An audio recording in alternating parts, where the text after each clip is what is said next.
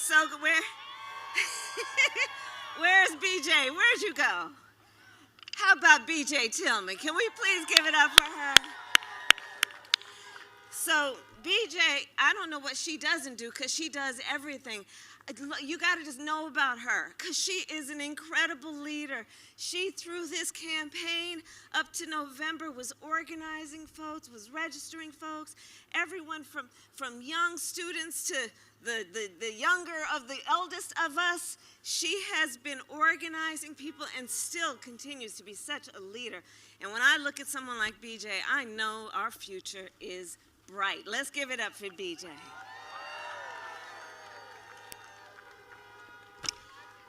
All right, well, it is so good to be back in Georgia. It is so good to be back in Georgia. And I am here first and foremost to thank you all on behalf of Joe Biden and myself for doing what you did in November. Because you did what no one thought could be done. You did what no one thought could be done. And you made a statement not only about who is Georgia, what is the voice of Georgia, what are the priorities of Georgia, what Georgia will not allow to be denied about Georgia, but you also made a statement about who we are as a country. You allowed people around this nation to say, don't ever put us in a box. Tell us who we are. We will tell you who we are. That's what you did. That's what you did right here in Columbus. And so I am here, first and foremost, on behalf of Joe Biden and myself to say thank you. Thank you for what you did. And of course, no good thank you comes without asking for a little bit more. So, January 5th. January 5th. You know, 2020 has been a difficult year. 2020 has been rough. You know, people making jokes about 2020, like, we want this thing to be over. But you know what?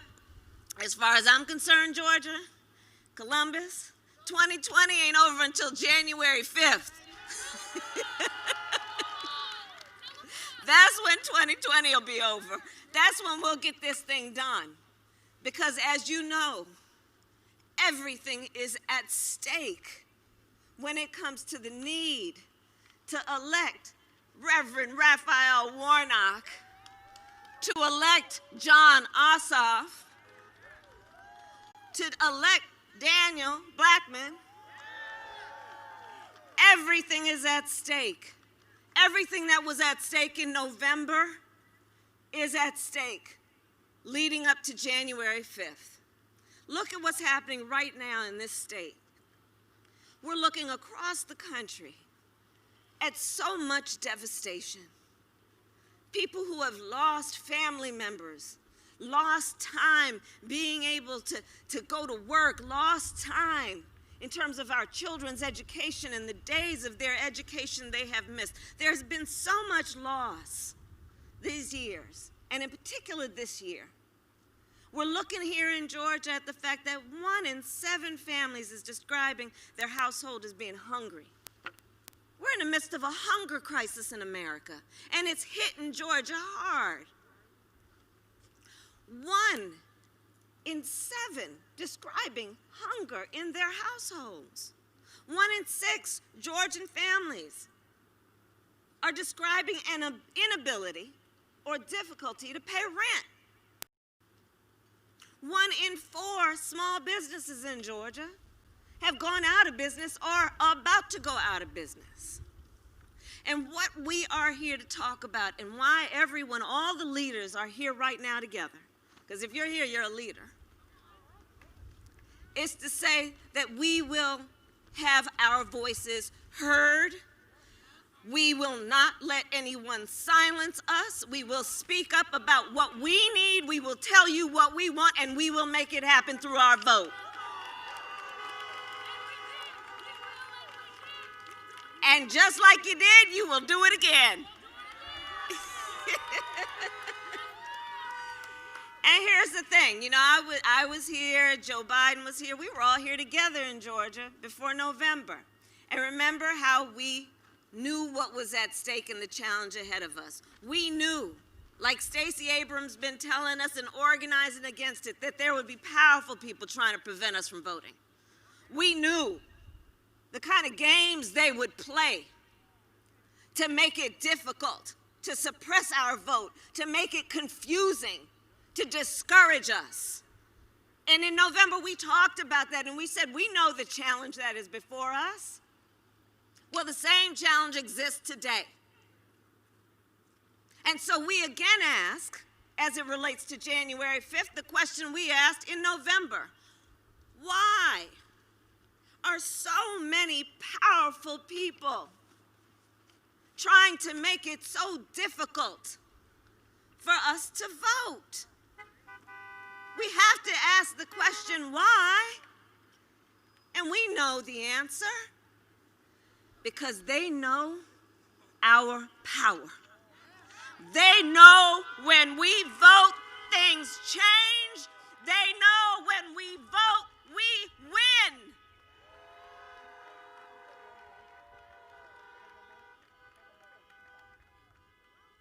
So what we did in November, we can do again, because it comes from a very deep place inside of us. Understanding this is not about a dance. This is not about a gesture. This is about our lives. This is about the lives of our children. This is about the life of our community and the lifeblood of our nation. Now, you all know I was elected to the United States Senate 4 years ago. Actually, bittersweet night. It was the same night Donald Trump was elected. But I was elected to the United States Senate, becoming only the second black woman in the history of the United States Senate to be elected. Only the second. I am currently the only black woman in the United States Senate.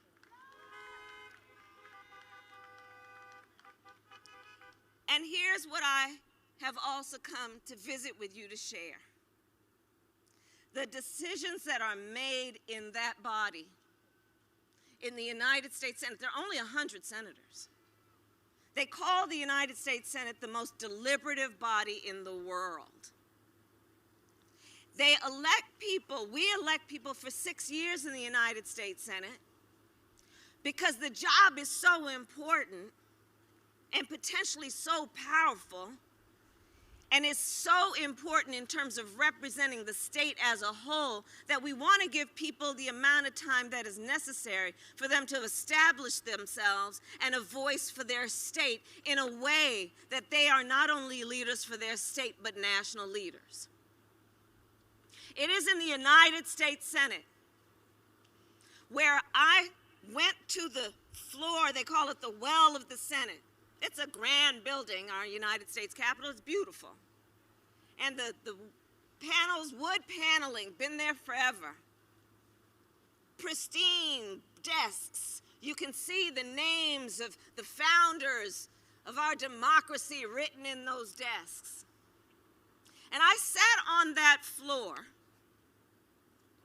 when the Republicans were trying to get rid of the Affordable Care Act that they named Obamacare, that brought health care to tens of millions of people in our country. I watched as they dared to play politics with people's lives and their well-being. And I saw with my own eyes, I was relatively new to the Senate, I saw with my own eyes the power of each of these individuals who are United States senators. It's incredible. And as an example of that power, I saw what you probably saw by television. In the early morning, late at night, early morning hours on the United States Senate, I saw the power of just one senator when the late, great John McCain, on the issue of trying to get rid of Obamacare because President Obama, together with Vice President Joe Biden, brought it, so they wanted to attack it, but it was about America's health care. I saw the power of one senator when John McCain took to that floor and said, "No, you don't." He said, "No, you don't."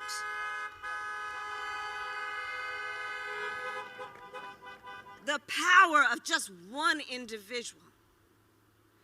In Georgia, Columbus, you got the power to send two.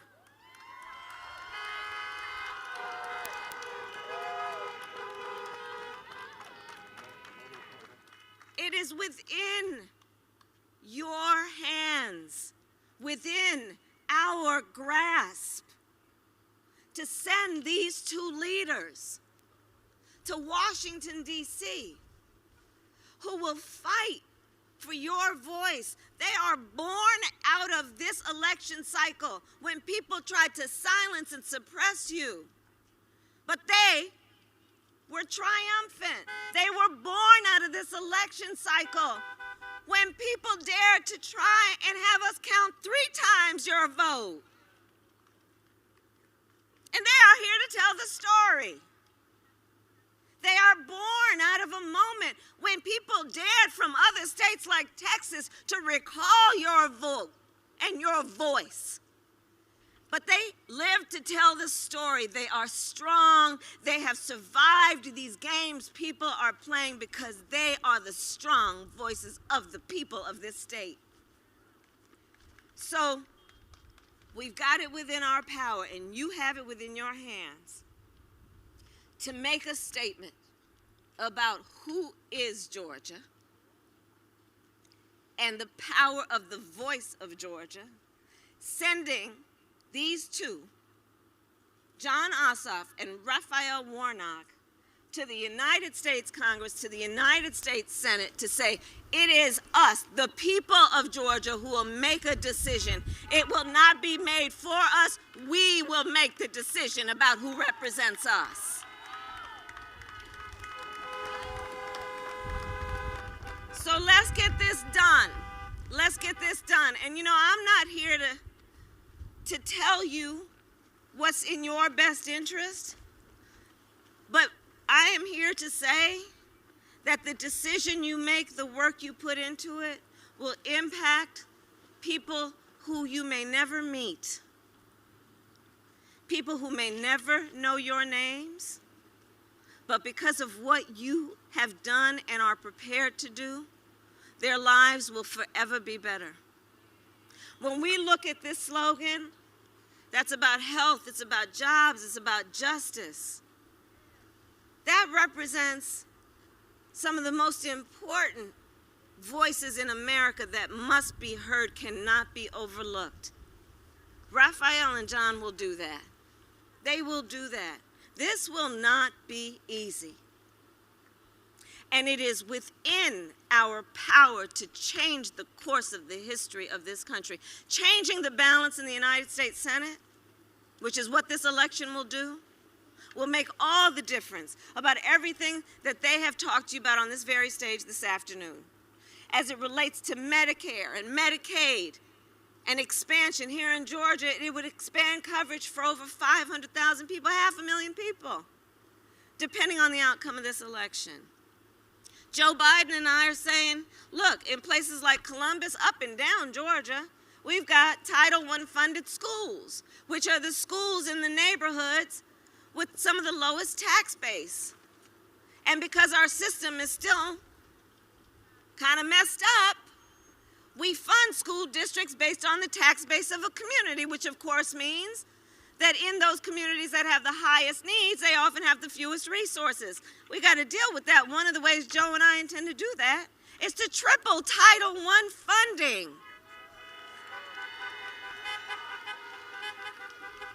But we need Raphael and Jon in the United States Senate to see that through. We are talking about respecting the need of all Americans to have economic health and well-being in a way that they have the dignity of being able to raise their families knowing that their hard work pays off. So Joe and I are talking about what we need to do to make sure that folks who are first-time home buyers get a $15,000 tax credit to be able to put a down payment or closing costs to buy a home. But we need the support and the votes to do that. We're talking about how we've got to support our small businesses. You know, here in Georgia, our small businesses, our black-owned businesses, are part of the economic lifeblood of our community. And they're closing. Part of how we got to get dealing with this moving forward is we need to make sure that our small businesses, with an emphasis on our minority-owned businesses, have access to capital. So Joe and I have got a plan for that. We need the votes in the Senate. We need Raphael and Jon there.